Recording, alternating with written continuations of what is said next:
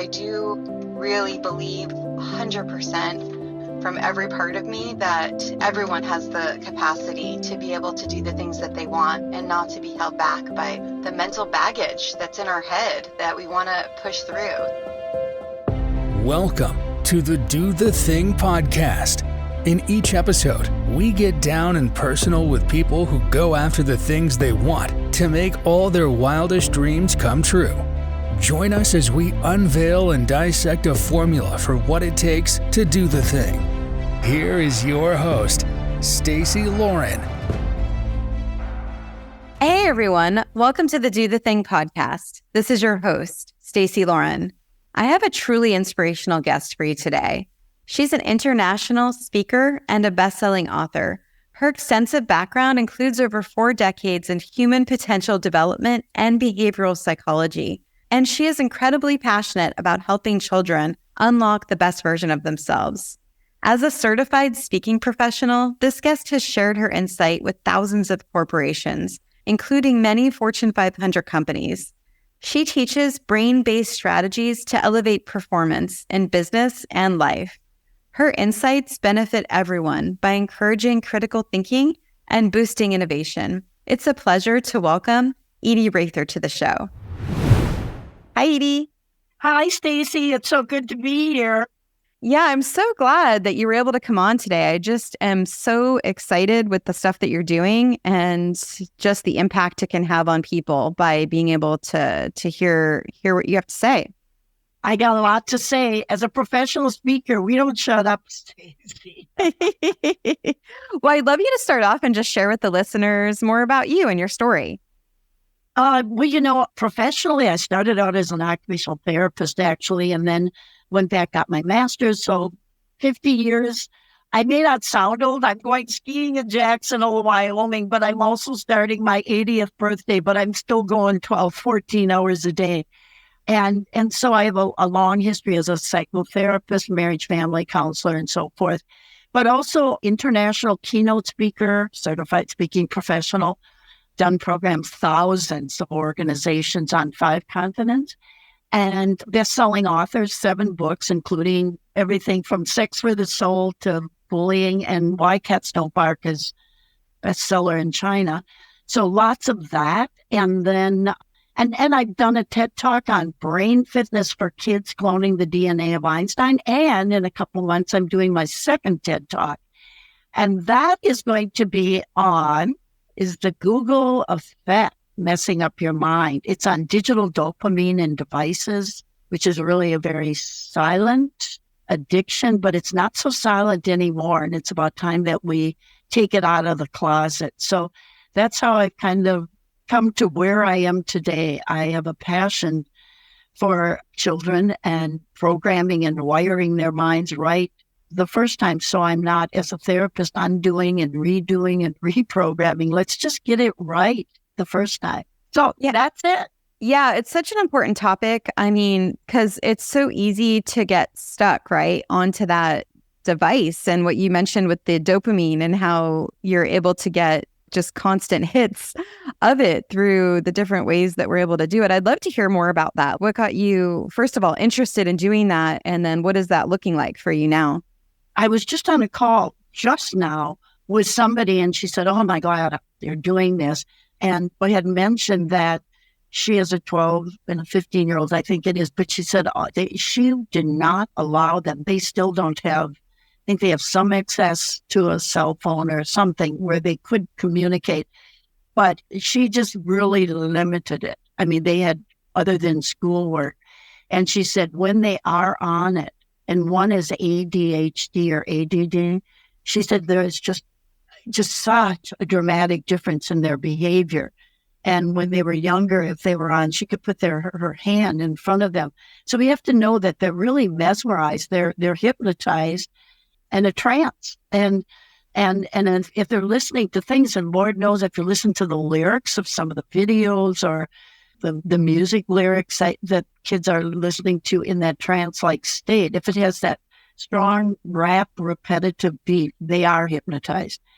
And that's very scary. And then we wonder why violence is up, why rape is up. I mean, do you know that we had more mass shootings in the first 24 days in this country than there were days. So that's more than one a day. I mean, I'm almost 80, and when I was growing up, I didn't even know how to spell mass shooting. And so we wonder why the world feels like it's changing, with some of it being in the wrong direction. We're programming people at a young age to be messed up. Now, I'm not here to bash technology. Lord knows. I remember I was just thinking of this, how many thousands of dollars I used to spend sending out the VHS tapes to people that might want me to come and speak for their association or their event. And the VHS and all the brochures. Oh, God. Now it's all digital. What? How cool is that? But looking at even what's happening now with chat, what is it, G? Oh, yeah, my new obsession, which is addicting the chat thought. And that's great. I mean, anything that can save time gives us more energy to enjoy life. Is this not good? But if you're addicted, it's stealing your time and it's stealing your life. So it's all a matter of use versus misuse. That's it. Yeah. What can give you more freedom, what can give you more time, what can give you more life can also be your greatest curse and steal it from you. Yeah, and I'd love to kind of talk about that, because I'm thinking this is do the thing. Is it do the thing, get off your device, or do the thing, learn how to not let your device control you? What's your message in terms of when you're talking to people about this? I think it's all use versus misuse. I think it's boundaries. I think it's balance. It's not going to go away. I mean, most kids, they don't come with a backpack with 80 pounds of books like I did, and then chiropractors are screaming. They have their laptop, and they're little, and so most homework and schools have gone that direction. So this isn't to bash technology, but it's one, to use it in moderation or as needed, and also garbage in, garbage out. How are you using that technology? I mean, look at the TikTok challenge. I had a Kia. I turned it back in and got my money because I didn't want to go to the symphony and find that there was no car in my garage. And in Charlotte, North Carolina, which is where I'm near, what was it just on the news? 80 or 85% of all cars stolen were Hyundais or Kia. And I'm not putting them down. I liked it. It didn't serve me well. That started from a TikTok challenge.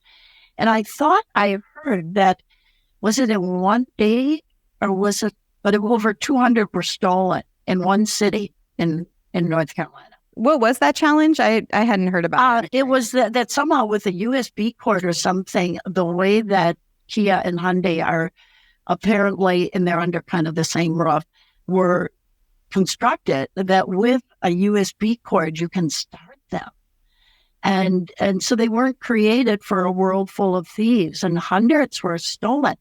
I thought they said one night or one weekend. I don't want to be quoted on that, but it was a couple hundred. It was 203 or something. And so it started with a TikTok challenge. That is the misuse. And so I think then it goes, the other thing that we're dealing with, I think, Stacey, is we're in a free country and we protect our freedom of speech and so forth. And I don't know where that's going to take us, because when the Constitution was written, we didn't have TikTok. We didn't have the abuse of technology and the internet. And even looking at gun violence, the intention was very different when the rules were written. And I'm very concerned, because as we lack responsibility for our behavior, and I see a lot of it, we're going to have more rules, and nobody wants more rules. This is a country based and built on freedom, and I'm first in line for that, but it scares me. I don't even want to say where I think we could end up, because as there is less responsibility, the only way to counteract it is more rules. We're seeing that already.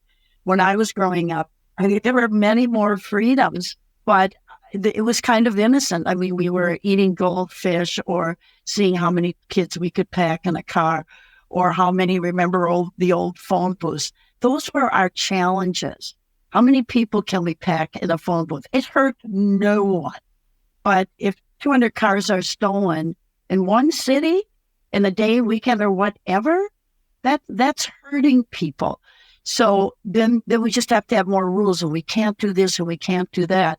And as we go down that route, we're going to lose our democracy. So I take this very seriously. I think we've got to get back in balance and know that there are no rights without responsibilities.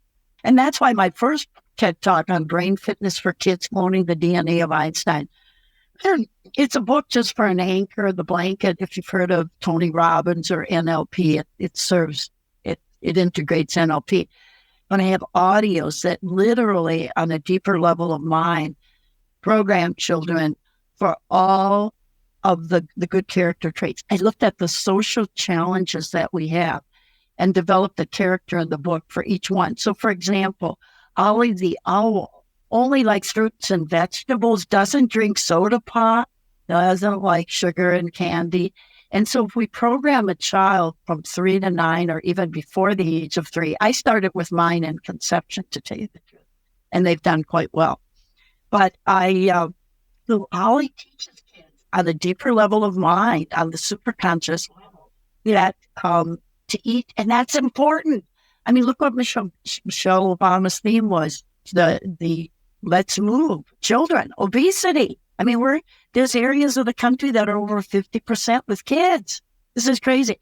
So another character is Ruckus the rabbit. And Ruckus is loving and caring and compassionate and has empathy. Well, we wouldn't have violence if we had enough empathy. So if we program children with empathy at an early age, again, it's all about prevention. And then Gustav the goat is brave and courageous. I had a parent that said we played one 5-minute track one time. This is unbelievable, even for me. And there was an explosive, a dramatic change in her child's confidence. So if you have a shy kid, too hesitant to take any risk, to take their first step at 5, they might still be holding on to the coffee table. I'm just kidding. But yeah, that tape, that audio track will change and transform a child's life. And then there's Penelope, and she's got quills, and she keeps everybody awake because there's a lot of children that are lonely because they're caustic. And if they put down their quills and become as loving as Ruckus. And trust me, there are kids that come into the world with a chip on their shoulder. I have a background in marriage family counseling. I've seen it.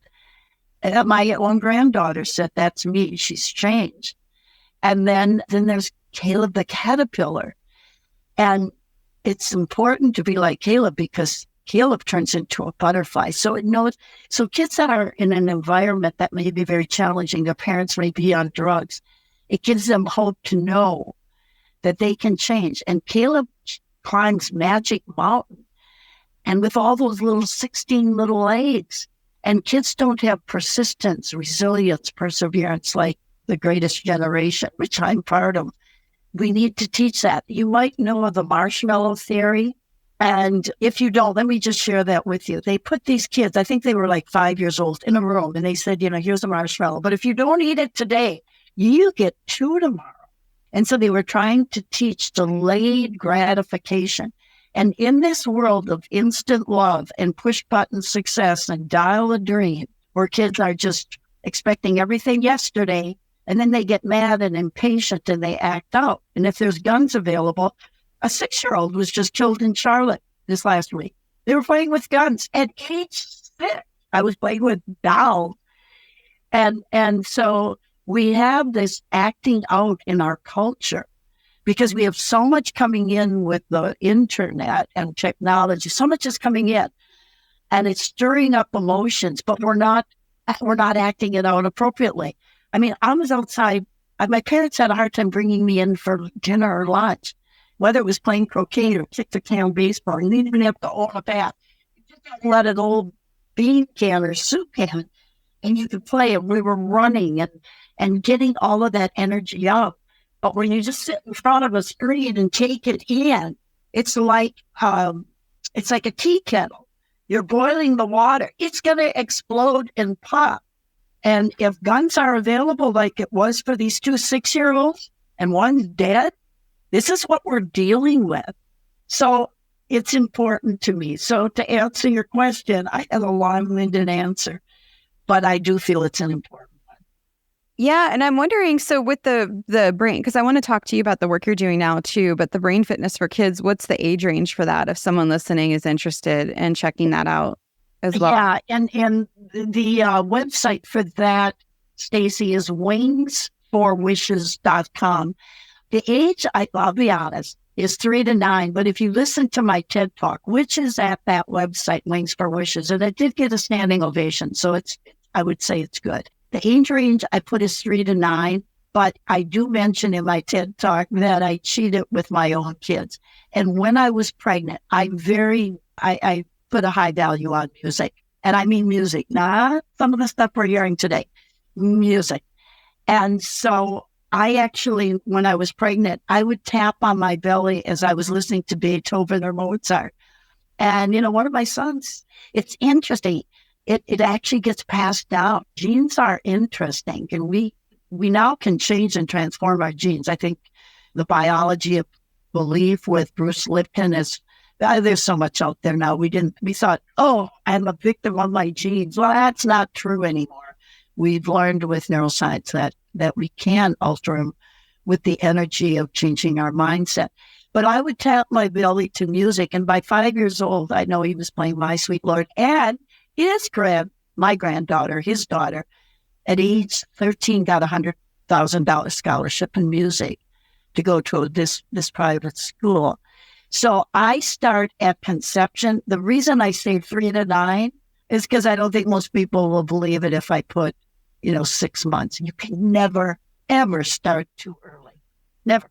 Yeah, that's so good. I want to watch that TED Talk. I haven't seen that yet. I think that sounds really powerful too, to be able to instill character traits as kids are forming. I love, I only had 18 or 20 minutes. I know I went over 22, but I covered a lot, but it doesn't feel cluttered. I feel good that I could give that much information in 20 minutes. And it's still, I think, had a flow. I think you can follow it. But I do bring in, the Rakoff effect. And I might want to talk about that just for a second.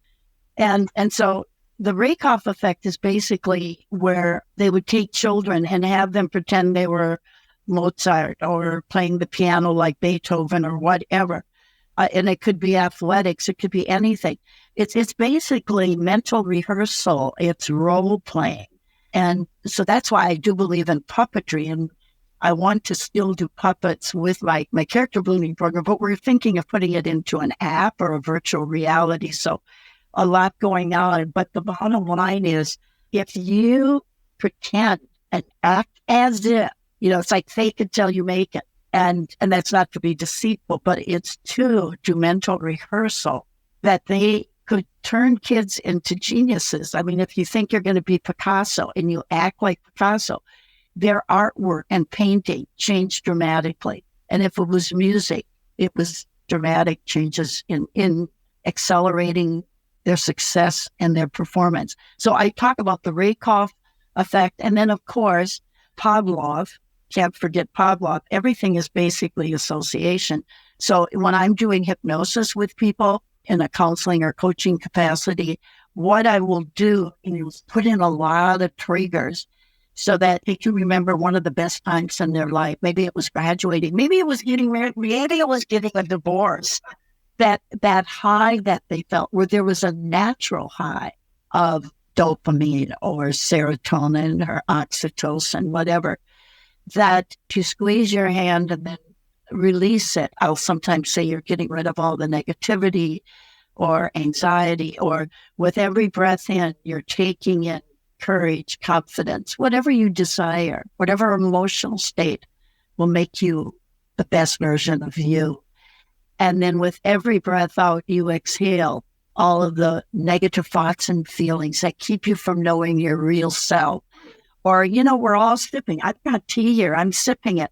Every time you take a sip of water or your preferred beverage, you don't just drink the water. Let's get some mileage out of it. And we take it in as liquid confidence, liquid calm, whatever you want. So it's taking a physical activity or act or behavior and associating it with a desired, empowered thought and emotional response. Does that make sense? But all that's in that 20-minute TED Talk. I love it. Yeah, it does. And I think it also helps you become more present into the moment of what you're actually doing, because sometimes you could just be drinking the water and not thinking about it. But when you're doing that and you're actually picturing what you want it to represent, it's presence. Yeah.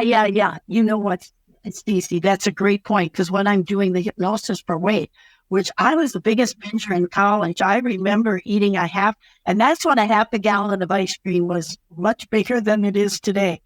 I ate it in one setting, and I'm like, holy cow.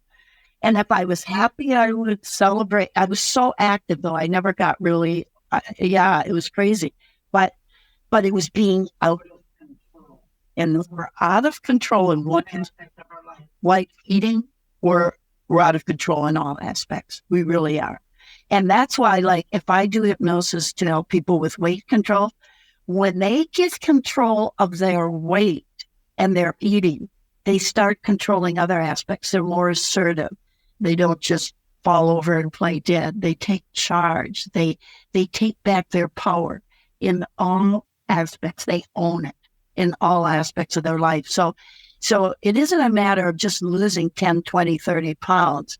It's a matter of being in control. And that is at the core of everything. So the reason I brought that up is you said being more present and mindful. So one of the suggestions when I'm doing hypnosis for weight is to eat slower, slow it down, and you will experience more pleasure, more flavor from less and less and less food because you are more conscious. So when we're eating, a lot of it is for pleasure. And if you take a whole handful of peanuts and shove it in and you're working on your computer, you're not getting the value of it.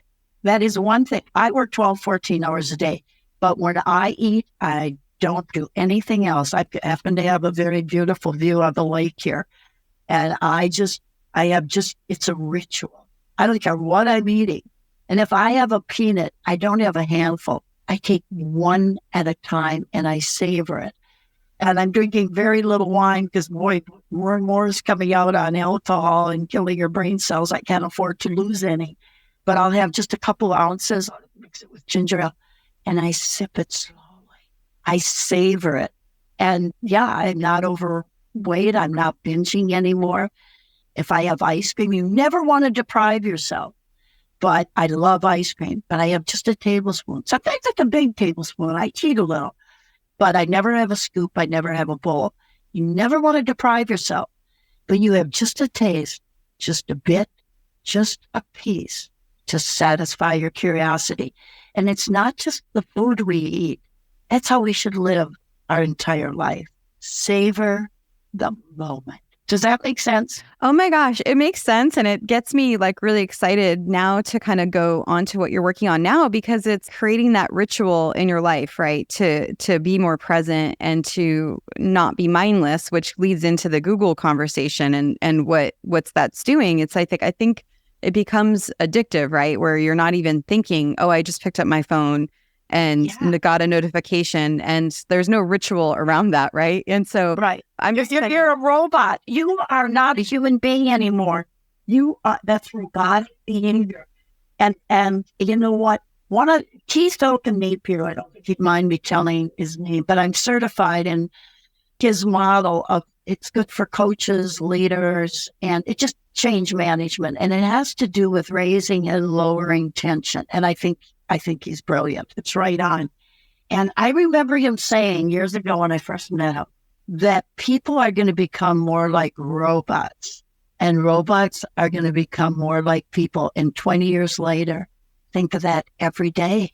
Because Forbes magazine said, I'm doing a course for the business world on thinking differently together, finding common ground. And I'll be including things on unconscious bias, inclusion, but also, in creative problem solving. And we talk about that a bit too. And their biggest issue is lack of empathy. There's no EQ. Because if your kid is on a screen at 1, 2 years old, they are not learning the social interaction. They're not learning body language. They're not picking up on social cues. They are becoming robotic. This is scary.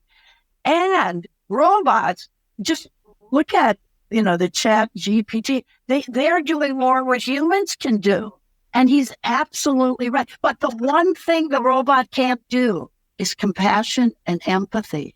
And as we become more robotic, it's easy to kill somebody. It's easy to rape them. It's easy to bully people if you have no compassion, if you have no empathy. And this is where the danger zone begins.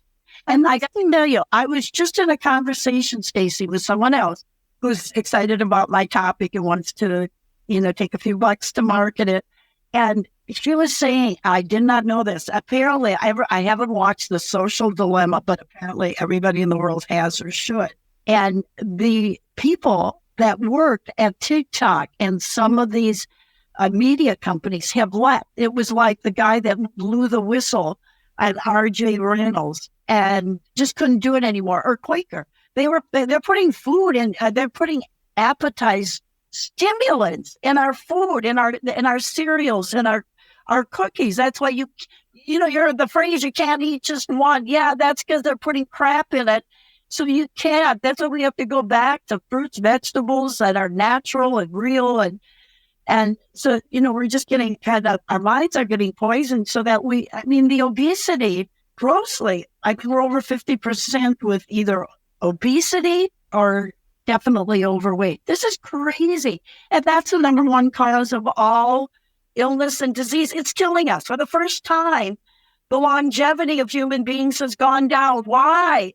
Because we're giving up control. It's robotic thinking and rituals that are not doing us well because they're robotic.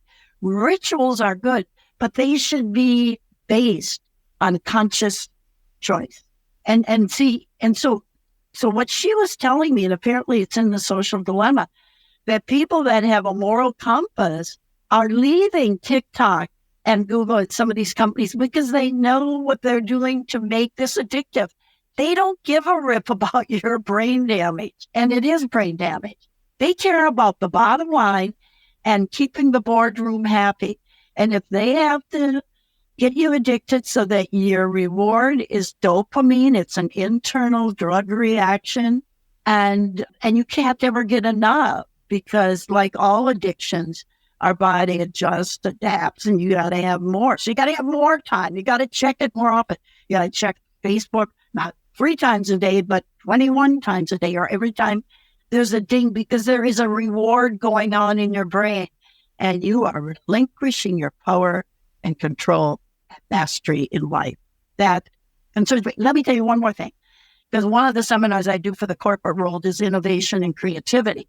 What concerns me is if the brain is kind of like a muscle. If you don't use it, you lose it.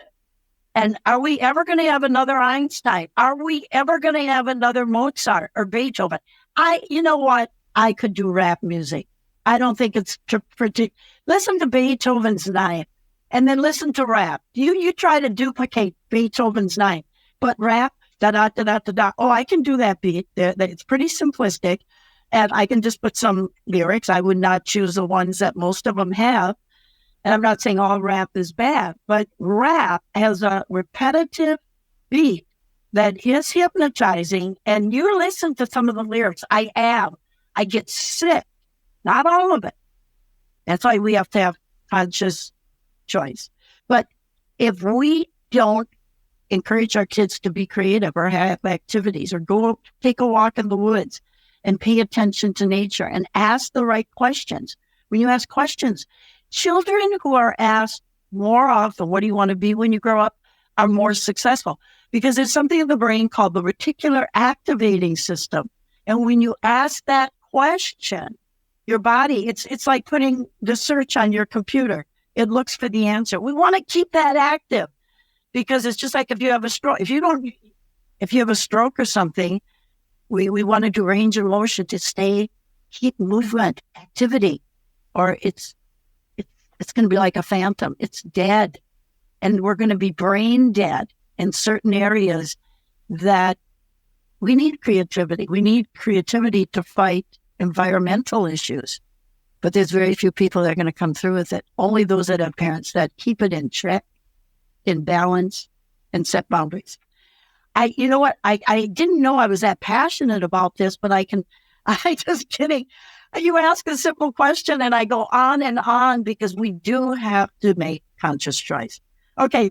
Next question. Yeah, no, I love the that name too of conscious choice. And I think I watched that movie, The Social Dilemma, and the thing I really got from it is that idea of the algorithm and how it does become unconscious, right? Because you're waking up and then everything that you searched is pretty much then feeding you the same information. So you're not getting a full view on something. You're only seeing like a filtered view, which to me was just shocking, on really what that looks like. And then I don't think a lot of people knew what that would do with kids, either. So I was really curious. Let's talk to the people that are listening, and let's first talk about the kids that are like maybe not born yet, like about to be born, to like 10 years old. What do you recommend for those parents to do in terms of technology? Or do you have recommendations on that?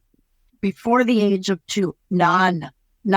And parents are addicted. So what they do is use the phone or a device as a babysitter so that they can play on their phones. So it's not just kids. Now, the reason the concern is greater for kids because brain is in the formative years and the developmental processes are just, our brains are like sponges and taking everything in. So it affects them more. It does more brain damage, more brain restructuring, and again, if you don't use it, you lose it. So before the age of 2, absolutely none. And I have a chart on that and I don't have it memorized, but yeah, at 3 or 4, it might be like a half hour a day, but it's not only the time that you spend or you monitor, but it's what's going in, garbage out. And parents just aren't always aware. I mean, they have the whole world in front of them. I mean, human trafficking, girls that are lured into being a model and end up in human trafficking. We don't know at 10 years old, but there's no question. The earlier, the more, we're in the formative years. So, and it's because kids when they're 1, 2, 3, 4 years old, generally, sometimes we call the formative years really the first 3, and then we say the first 5. It's just the younger, the more impressionable we are. Why? Because we don't have filters. We don't have a defense system or coping mechanisms yet. As we get older, if somebody on TikTok says, "You're ugly, Edie," you know what? I consider the sores. I'm almost 80 years old. What do you expect? But for an old chick, my grandkids call me a hot chick grandma. I think I'm pretty cool. And I can still ski at Jackson Hole. So screw it. So I look at the source and I don't let it affect me. But you know what? If you're on that phone and I had a renter in my Airbnb apartment. He said his 1-year-old was more techie than he was. What the heck are you doing with a 1-year-old? Shouldn't know that much technology because it's what they are missing out on. And they're getting so addicted. And that's earlier and younger you are when you're addicted, the more difficult it's going to be, the more screwed up you're going to get. So we can increase it, but then remember I said, it's not only the screen time, but what's going in and what are they watching and what are they listening to? Listening to is just as important. Let me give you an example. I am into music and I went to Washington, D.C. when Brownback was a senator there. I think he's now governor or was governor of Kansas, Missouri. I think it's Kansas. And he was into the lyrics that is in so much of a lot of rap music.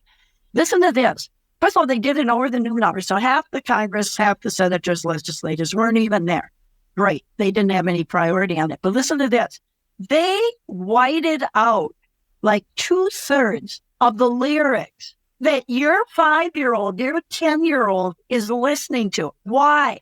Because it was so offensive that they didn't want our grown senators and congressmen to hear, see, or read.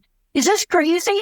And your kids, So remember, it's not just time. Good use of it if they're watching the Wiggles or something like that. And see, somebody was just on Good Morning America and saying, on the very first level, we're getting a release of dopamine, which is addictive, okay? But this is how we can use it positively. Okay, you know what? I want to talk a little bit about that. Is we all know about the attitude of gratitude. And that's what she was talking about. So if we just have thoughts of gratitude, and my new keynote is unstoppable if you can't walk or run. I went from what Home and Garden Channel called a mansion. It sounds so pretentious, but that's what they called it. I went to homeless because I'm way too trusting. I grew up at a time when you could do that. And I lost millions. I lost everything. And I went to 15 months with no running water, no flushing toilet, no wired in electricity. But see, this is what I mean. Creative problem solving. I wrote 7 books. I had my mind.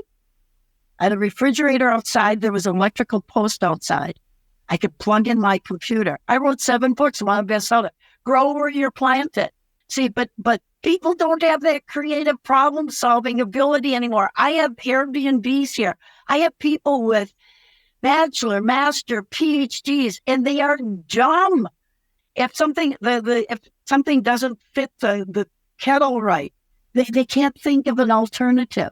They don't know how to put something in the refrigerator and keep it. Put it in a little plastic bag. You would not believe what I see. This is it.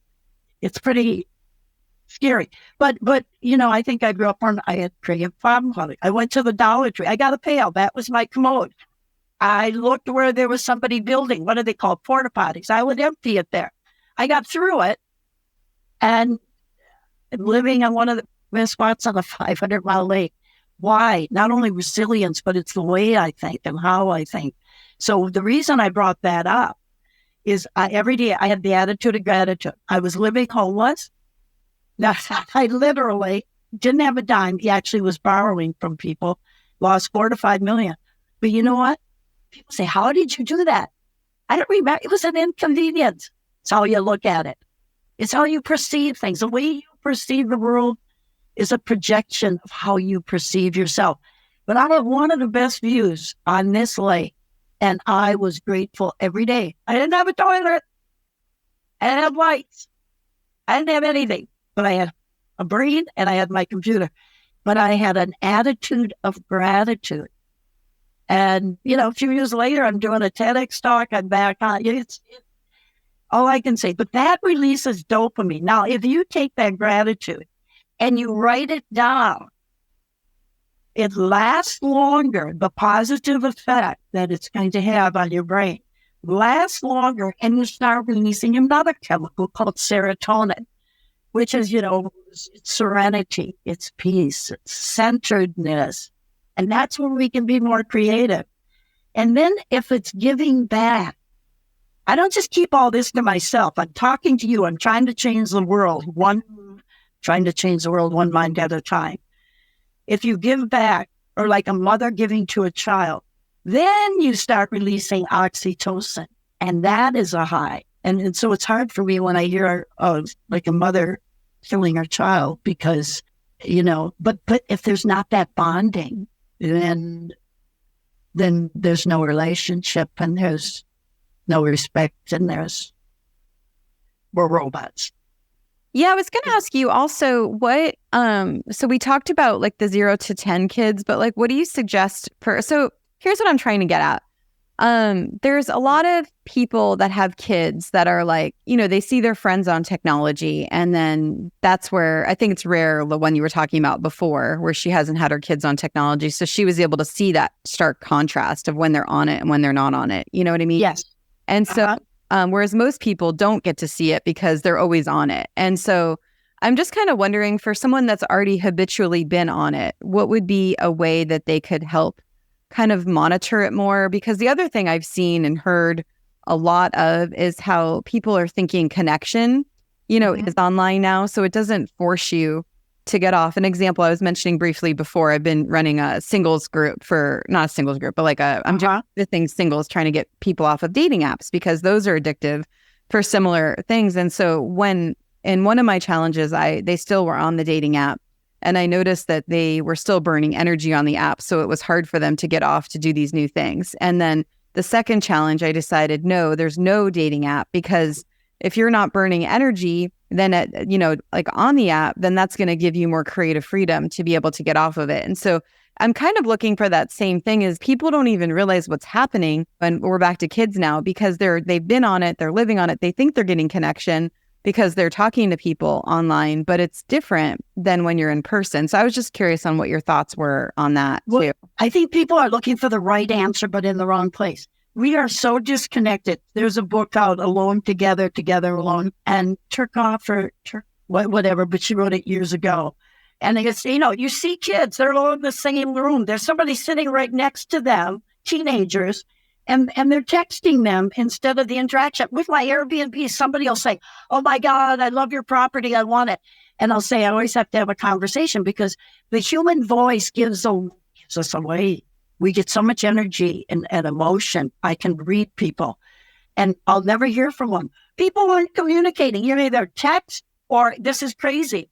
So the virtual, now we see things where there's this virtual dating, like a virtual reality thing where you put on the goggles, you come home and instead of talking to a real person or maybe having dinner with someone, there's a date that you had that sits on, it's a virtual. There's no human being. Is this nuts? I think it's not. Now, does it serve a purpose? I'm not going to be all or none. Yeah, does it?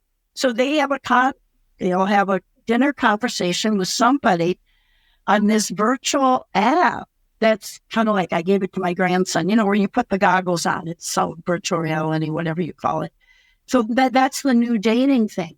But in the dating, there was just a guy last night because I'm single and I'm not paying, but they still dump men on my doorstep every day hoping they'll snake me back in. And he said, I've had it. There's women, they have a checklist, they have this. So even the dating site is becoming so robotic where we don't actually really connect. Or people want to stay on a keyboard on these dating sites for 6-7 months. My God, I'm 80 years old. 6-7 months, all my friends are dying. Because there's almost this fear of eye-to-eye contact. It's almost like eye-to-eye combat. And, I wrote a book, Sex for the Soul, and I do talk about, since we're talking about dating apps, is that people go into relationships like they're going into combat because they've been so bruised up and they come in with so much baggage. They're on such a defensive mode. But there's no way. Maybe your husband cheated on you. That doesn't mean he's going to. And if you have that expectation in your mind, it's more likely to happen because like the laws of attraction. Some of you know The Secret. You're projecting that. If you're expecting kids to succeed better in school, they do. They've done studies with the brown-eyed, blue-eyed kids, all that stuff, and where the teachers expected more, and they got more. Why? Because they expected it. If you're expecting, worry is a wish you don't want. Fear is negative goal setting. You are the energy you send out there, what you're expecting. I expected a TEDx talk. 2 months later, I'm on the stage. I didn't pay for a coach at $10,000, and that's what they're charging to help me apply. No, just use not what I call mindset, but a mind shift. So, yeah, I think we're looking for the right answer, connection, but we don't even know how to do it. We're looking in the wrong place. And so people, that's why I don't pay for Match anymore. I was on a Friday night. I was sitting there and I'm spending hours online shopping for a man like a catalog on a Friday night. No, I'm going to go to the symphony with my friend. And there's nothing wrong with the dating sites, but I think there again, it's addictive. It is addictive because it's just one more. And curiosity killed the cat. It's going to kill you too with technology because it's all set up. I haven't paid in years. I get 10 or 12 guys every day on my doorstep in my email. And I'm smart enough that I put in my email address if I really think I'm interested. I get one freebie a day. But see, then when they respond, I have to pay, but I beat the system. So the bottom line is everything, it's the almighty dollar. It is set up so that we do get addicted. We no matter what it is, the dating app, it really doesn't matter. So how do we get back to real connections? You know what? My parents had a car dealership. They worked hard. We had a bar. We had a hotel. But I had a great childhood. We had dinner together every night, and we laughed, and we shared the day. Just a crazy family. And I think that's why, to this day, I can sit here alone, and when I have dinner, This is my sacred time of the day. People don't eat together. They don't do anything together anymore. We were driving in the mountains, the ski hills. God, the first time I saw Madison, Wisconsin, the capital is a duplicate of Washington, D.C. I remember being so excited. First time I went out to Colorado. But my grandkids read their face in the phone when nature is knocking at their door. There are so many books on the healing powers of nature. Let's just get back to some of the basics. Let's just take some time out. Let's take some time together and sit together as a family. And I remember when we'd go around, everybody had to share something they learned that day. Let's do some of this. Yeah. And as a parent, do you have to restrict the time? And do you need to be aware of what the exposure is? What is the garbage in, garbage out stuff? And so there is more monitoring. And for you, I mean, parents are as addicted as worse. I was at an airport and this little 5-year-old, years ago, if you had a delay on your plane, a layover, that was good talk time. But people don't talk to their kids when they have that opportunity. She was so focused on her phone. And I saw this kid begging silently to be visible to his mom. And all she would do, she was just so engrossed in her phone, every couple seconds, she would tap his knee as if to say, I'm here for you. P.S. Look at him. Talk to him. That's what we got to do. Engage. Yeah, that's really good. So yeah, it sounds like the first step is modeling the behavior, getting off of it yourself. Number two, number one would really be the realizing the self-awareness of the conscious, of it being conscious and not unconscious. And then number two, it's say or two, yeah. Yeah, then number two would be the modeling it and getting off of it yourself. That what you said was begging silently. I think that's such a powerful statement. For sure. And then number three, it's, then kind of coming up with a better plan for that as well. And what I do, and I think I'm going to cover that in the TED Talk, is, there's so much stuff, like if I'm hypnotizing someone to quit smoking, there's so many behavioral things, like put a bunch of rubber bands around a cigarette so you're not robotic. So when you pull a pack of cigarettes out, you got to take off 10 rubber bands. By the time you take off 10, you're realizing that I'm putting another nail in my coffin, and you stretch it out. Just refuse it. I love that. Sorry, I'm like blown away by that, because I think that is so brilliant, because that then leads you to that conscious behavior, because you're having to take that off. I really like that idea, because I think it's so easy just to do it without even thinking about it. But if you have like a barrier to it, then at least you're consciously doing it. Exactly. And so you put these rubber bands on your phone. And insist and then day by day, inch by inch, it's a sense. That's how most behavior mod programs are.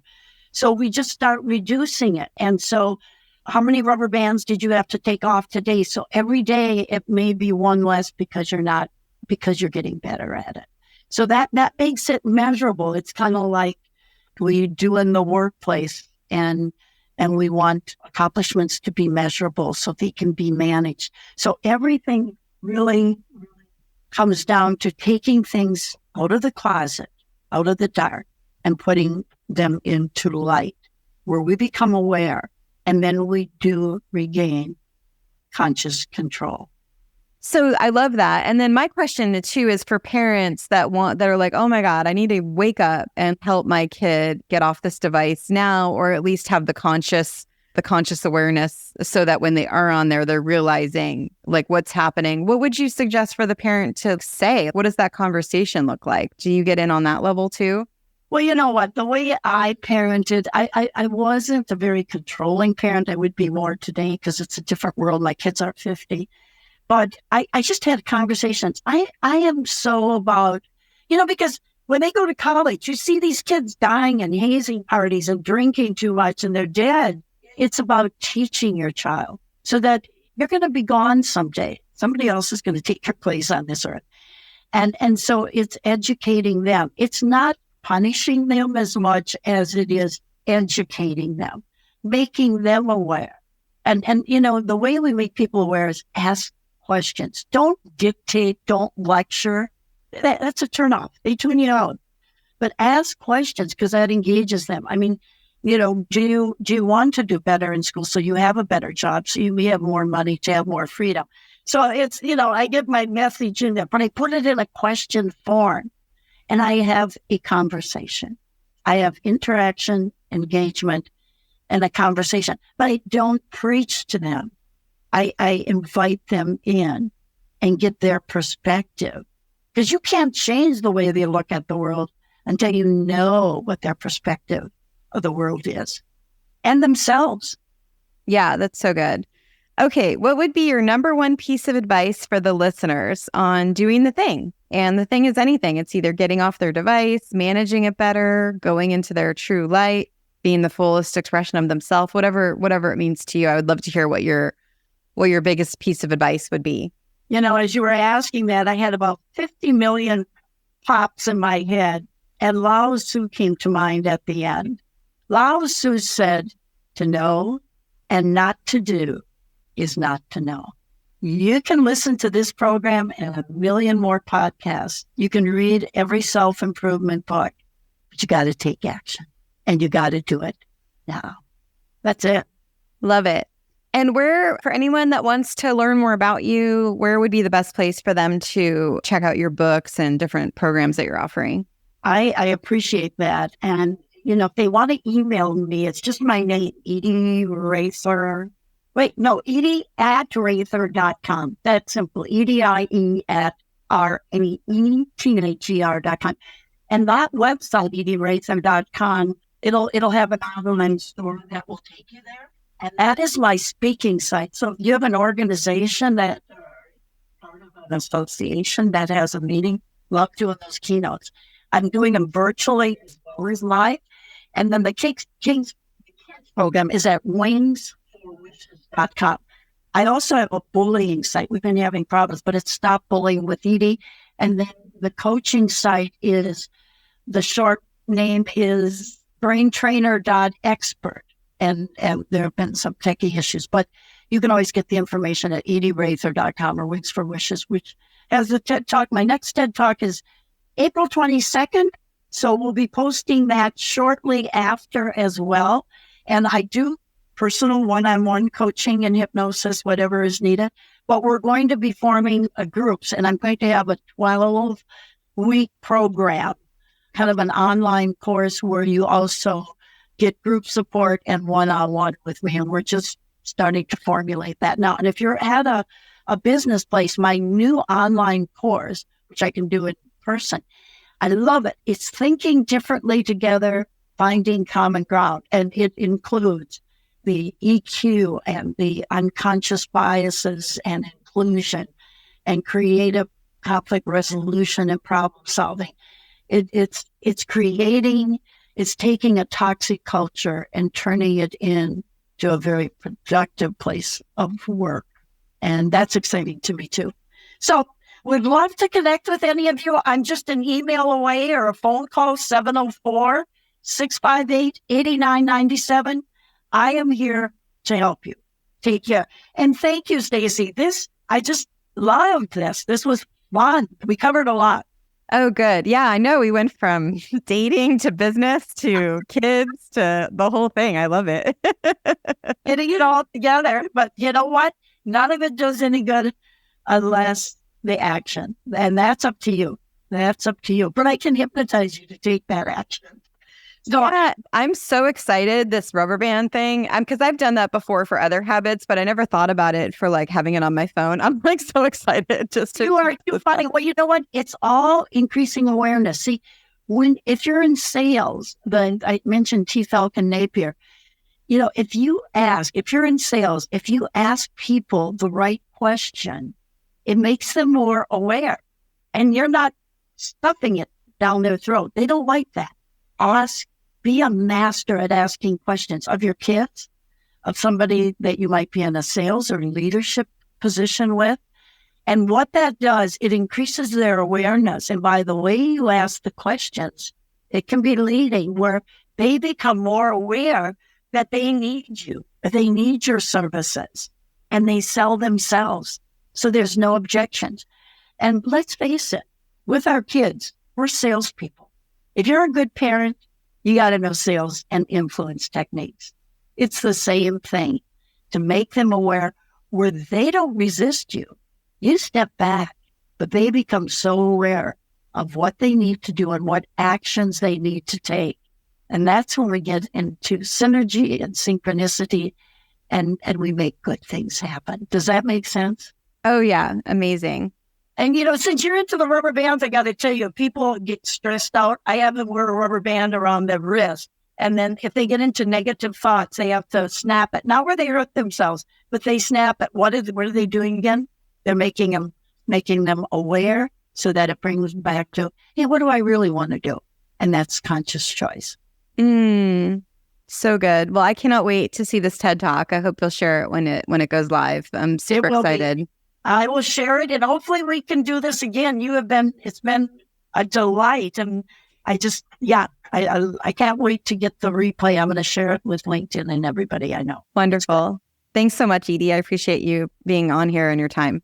Thank you, and thanks to all the listeners, because without them, we wouldn't have it. Take care. Oh, yeah. Here's to doing the thing. I am grateful. You take care. Bye, everyone. Bye. Thanks for listening to the Do the Thing podcast.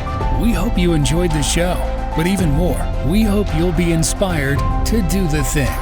Do you have a burning question on doing the thing that you'd like answered? How about an inspiring do the thing story of your own that you'd like to share? We'd love to hear all about it. Just leave us a voice message at dothething.callcast.co or email us at hello@dothethingpodcast.com.